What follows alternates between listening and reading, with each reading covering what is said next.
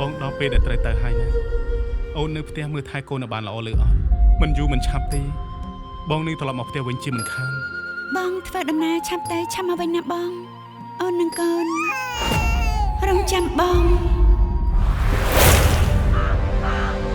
បាត់ឯងក្មួយឯងគេទៅកាប់ប្រពន្ធថ្មីហើយណាតើនេះជាកម្មពីអ្វីទៅទើបជីវិតខ្ញុំមកជួបរឿងបែបនេះប្តីអើយត្រឡប់មកវិញមកកុំតែចោលពួកយើងដល់ចាំប្រាប់សម្បុកបែបនេះឯងនៅក្នុងភូមិនេះមានកំមុំច្រើនខ្លាំងណាស់ឆាប់ចេញទៅវិញទៅនេះធ្វើដាក់បងមុនទៅណានេះថ្ងៃណាមួយបងនឹងធ្វើឲ្យនេះយល់ពីអារម្មណ៍ដែលឈឺចាប់មួយនេះ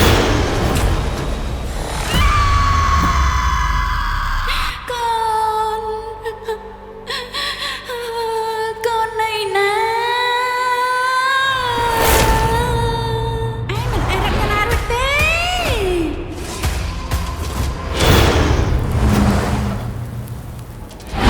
បងមីនុកក្រែងបងឲ្យខ្ញុំចាំបងហេតុអីក៏បងទៅ